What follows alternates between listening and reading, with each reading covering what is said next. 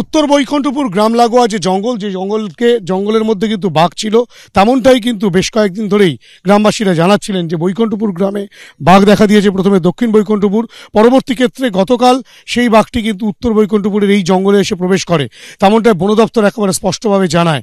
এবং তার পরবর্তী ক্ষেত্রে কিন্তু বন দপ্তরের তরফ থেকে প্রায় 1.5 কিলোমিটার অংশ জঙ্গলের এই অংশ গ্রাম লাগোয়া যে জঙ্গল, সেই জঙ্গলকে এভাবেই কিন্তু জাল দিয়ে ঘিরে ফেলা হয় এবং ভেতরে রীতিমতো সন্ধ্যার দিকে খাঁচা পাতা হয়, অর্থাৎ কিনা টোপ দিয়ে খাঁচা পাতে বন দপ্তরের আধিকারিকরা সেই বাঘটিকে খাঁচাবন্দি করার জন্য।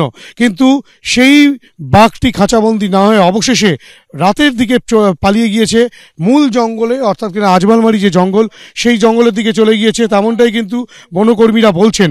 এবং তারপরেই কিন্তু সেই খাঁচা খোলার সেই খাঁচা থেকে যেমন টোপটা সরিয়ে নেওয়া হয়েছে, তার পাশাপাশি জালও সরিয়ে নেওয়া হচ্ছে।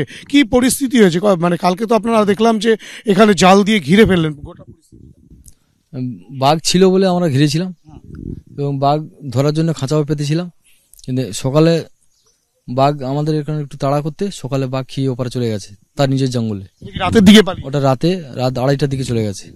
সেই মতো করে বাঘের পাঁচ ছাপ দেখে সেই মতো করে আমরা একদম শিওর হয়ে আমার খাঁচাটাও তুলে নিলাম এবং আমার জালটাও তুলে নিচ্ছি।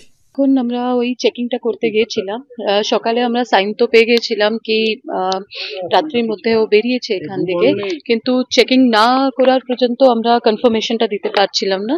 তো এখনই গিয়ে তো দুটাই এরিয়াটা গুলো আমরা চেক করে নিয়েছি। তো ফাইনালি আমরা যে রিটার্নের যে পাগ মার্কসটা ছিল সেটা আমরা চিহ্নিত করতে পেরেছি। তো ওখানে ওটাই দিয়েই আমরা ফাইনালি কনফার্মেশনটা আমরা পেয়েছি কি ও রিটার্ন করে গেছে জঙ্গলের মধ্যে। কখন ফিরেছে? কোন জঙ্গলে ব্যাক করেছে? যেখান থেকে বেরিয়েছিল আজমালমারিতে, ওখানেই পেয়েছে। এই মাকড়ি নদী পেরিয়ে যে আজমালমারি জঙ্গল, যে জঙ্গল থেকে সেই বাঘটি এসেছিল বলে বন দপ্তর জানিয়েছিল, সেই জঙ্গলে কিন্তু ফিরে যায়।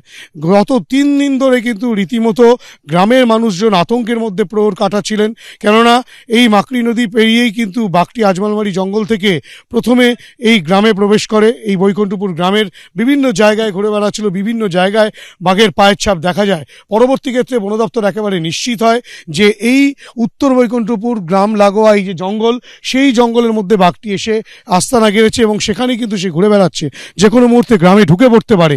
সেই আতঙ্কে গ্রামের মানুষজন যখন ছিল, তখন কিন্তু বন দপ্তরের তরফ থেকে তৎক্ষণাৎ এই জঙ্গলের বেশ খানিকটা অংশ ঘিরে ফেলা হয় এবং সেই বাঘটিকে তাড়িয়ে দেওয়ার জন্য গতকালও যে চিত্র দেখা যায়, যে শব্দবাজি ফাটানো হয়, চিৎকার চেঁচামেচি